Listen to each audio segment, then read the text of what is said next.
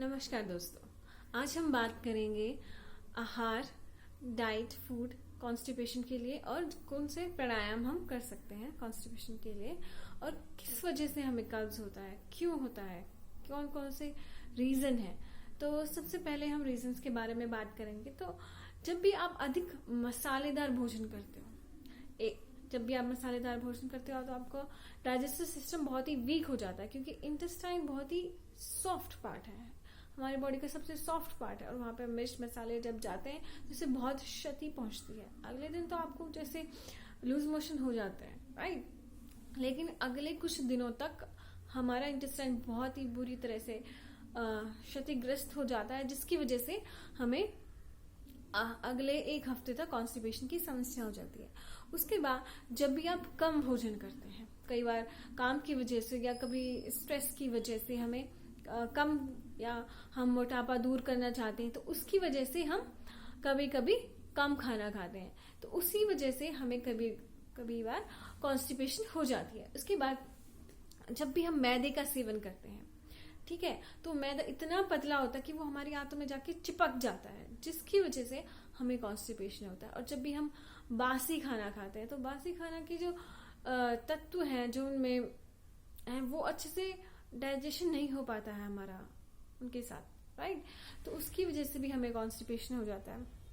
फिर है जब भी आप लाइक जो आटा है, जो रोटी खाते हो आप, वो बहुत ही पतले आटे की रोटी खाते हो, राइट। या फिर आप बासी आटे की, जब आजकल तो महानगरों में जो शहर हैं बड़े बड़े, उनमें सभी पैकेट वाला आटा यूज करते हैं, जो 1 महीने पुराना तो होता ही होता है, और वो इतना बारीक होता है कि आपको लगेगा अरे वाह कितना अच्छा आटा है, बिल्कुल सफेद मैदे जैसा ही होता है वो, जो कि अच्छा नहीं होता है। तो आप गेहूं लें और उसे अच्छे से पिसवाएं, राइट, ज्यादा महीन ना पिसवाएं, और उस आटे का प्रयोग करेंगे तो आपको कॉन्स्टिपेशन की समस्या नहीं रहेगी। उसके बाद जब आप मल के वेग को रोकते हैं, राइट, जैसे आप सोते रहते हैं, सुबह जल्दी नहीं उठते हैं, तो हमारे शरीर की प्रवृत्ति है कि 6 बजे से अगर आप पहले फ्रेश होते हो तो मल का जो वेग है वो नीचे की तरफ होता है, अर्थात हमें फ्रेश होने में मदद मिलती है। लेकिन अगर आप 6 बजे के बाद फ्रेश होने को जाते हो तो उसकी प्रवृत्ति ऊपर चढ़ने की हो जाती है मल की, जिससे आपको कॉन्स्टिपेशन की प्रॉब्लम हो सकती है। अब हम बात करते हैं इसके सॉल्यूशन पर। तो सबसे पहला सॉल्यूशन है, आप जो भी खाना खाएं वो फ्रेश खाएं, राइट।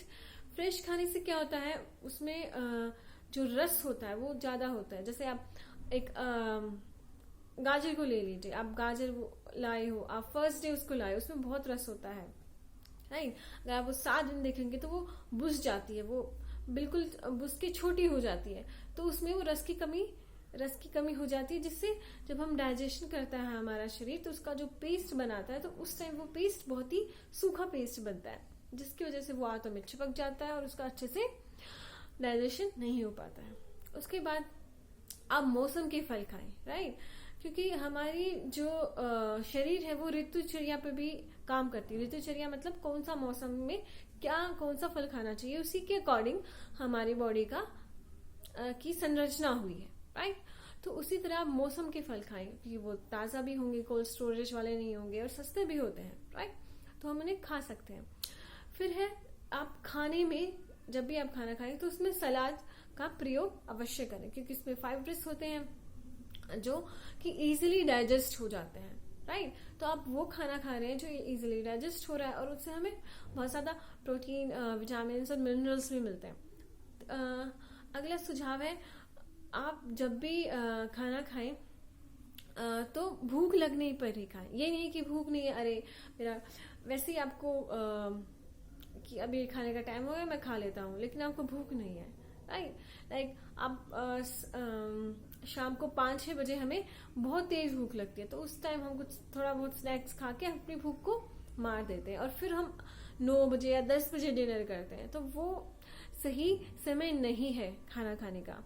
तो जब भी हमारी जठराग्नि प्रवृत्त होती है शाम को 5-6 बजे, तो उसी टाइम हम डिनर कर लेते हैं तो वो बहुत ही अच्छा होता है, राइट। और उसके बाद शाम को आप दूध जरूर लें, राइट। सो जो दूध है वो भी हमारे जो डाइजेस्टिव सिस्टम है उसको बहुत ही अच्छे से रखता है, राइट। शाम को अगर जिसको कुछ ज्यादा ही प्रॉब्लम है तो वो दूध में एक चम्मच घी डालकर ले लीजिए, राइट। तो उससे भी आपको कॉन्स्टिपेशन की प्रॉब्लम ठीक हो जाती है। उसके बाद आप जब भी खाना खाते हैं तो उसके तुरंत बाद पानी ना पिए, राइट। कि जठराग्नि प्रवृत्त होती है तो अग्नि होती है हमारे डाइजेस्टिव सिस्टम में, वो खाने को पचा रही होती है, उसका पेस्ट बना रहती है, और उस टाइम अगर आप पानी डाल देंगे तो वो अग्नि बुझ जाएगी, राइट। तो जिससे हमें वो खाना पचता नहीं, वो खाना सड़ जाता है, राइट।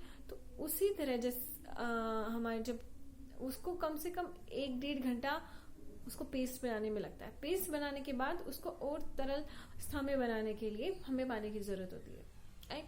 तो 1 और 1.5 घंटा बाद आप जरूर से जरूर 2 गिलास पानी पिए, या 1 गिलास से शुरू कर सकते हो, राइट। आप जैसे इस नियम का पालन करते हैं तो ऑटोमेटिकली आपको बॉडी को नीड होती है पानी की, तो उस टाइम 2 गिलास तो आप ऐसे ही पी जाओगे, राइट। और अगला सुझाव है, आप बार बार ना खाएं, राइट। जब भी आप बार बार खाते हैं तो आपका जो डाइजेस्टिव सिस्टम है वो डिस्टर्ब हो जाता है कि अब क्या करना है, अब क्या करना है, अब क्या करना है, राइट। कभी वो पेट में उसका डाइजेशन होता है तो पेट को आराम मिलता है, फिर वो अगले खाने के लिए तैयार होता है, लेकिन तभी आप तुरंत उसको 3 घंटे से पहले ही आप उसमें खाना डाल देते हैं, तो फिर से वो जो ऑलरेडी उसमें प्रोसेस चल रहा है वो डिस्टर्ब हो जाता है, राइट। जैसे आप खीर बनाते हो तो खीर बनाते वक्त आपने पानी और चावल डाल दिया, लेकिन आप उसमें 10-15 मिनट बाद फिर से चावल तो नहीं डालते ना, क्योंकि वो पहले ही आधे वाले पके चावल हैं, तो उसमें आप फिर से चावल डाल दोगे तो कोई बात नहीं रही ना। जो बाद में आपने चावल रखे वो तो कच्चे ही रह जाएंगे, राइट। तो इसी तरह से बार बार आप ना खाएं, और अधिक गर्म और अधिक ठंडा भोजन आपको नहीं खाना, क्योंकि जब भी आप ज्यादा गर्म खाना खाते हो जो मुंह में सलाइवा बनता है वो कम बनना शुरू हो जाता है, और इसी तरह से जब आप ठंडा भोजन करते हैं तो भी हमारा सलाइवा कम होता है।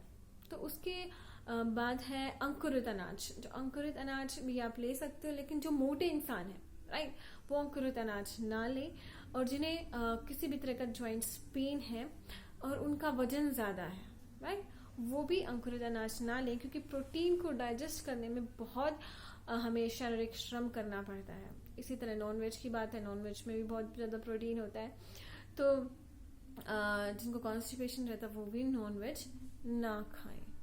और उसके बाद है आप उपवास रख सकते हो, फास्टिंग कर सकते हो जब भी आपको कॉन्स्टिपेशन होती है। फास्टिंग का मतलब ये नहीं कि आप सारा दिन भूखे रहेंगे, नहीं। योग और आयुर्वेद में कई तरह की फास्टिंग की चर्चा की है, जैसे दूध की फास्टिंग, राइट। तो उस दिन आपको क्या करना है कि आपको सारा दिन सिर्फ दूध ही पीना है, अगर आप दूध का उपवास कर रहे हैं, राइट। फिर है रस का उपवास, मतलब उस दिन आपको सारा तरल चीजें ही पीनी है, राइट। और फिर है जैसे फल का उपवास। अगर फल का उपवास आप करना चाहते हो तो किसी भी एक तरह का फल जैसे तरबूज है तो आपको सारे दिन सिर्फ तरबूज ही खाना है। तो इस तरह के उपवास की चर्चा की गई है। और जब भी हम पूरा उपवास करते हैं तो उसमें हमें पानी पीना होता है सारा दिन, क्योंकि यूरिक एसिड तो बनता रहता है, उससे डाइजेशन के लिए, शरीर से बाहर निकालने के लिए हमें पानी की जरूरत होती है, राइट। तो इस तरह से मैंने आपको सुझाव बताए। प्राणायाम में आप जो भी पेट से रिलेटेड प्राणायाम है, भाया प्राणायाम है, कपालभाति है, अग्निसार है, जालंध उड़ियान बंद है, ये सब आप कर सकते हैं, राइट। सो इस तरह से मैंने आपको कुछ सुझाव बताए कॉन्स्टिपेशन के लिए, तो आप इन्हें अपनाइए, क्योंकि constipation is the main cause for all the disease. जो भी आपको लीवर फेलियर, किडनी फेलियर सब हो जाता है, ये कॉन्स्टिपेशन से ही शुरू होता है। या कहीं भी आपको पेन है शरीर में, सर दर्द है, गैस बन गई है, तो सब ये कॉन्स्टिपेशन से ही होता है। तो आप ध्यान रखें कि आपको कॉन्स्टिपेशन ना हो, राइट। तो इसी के साथ मैं अपनी वाणी को विश्राम देती हूँ। धन्यवाद।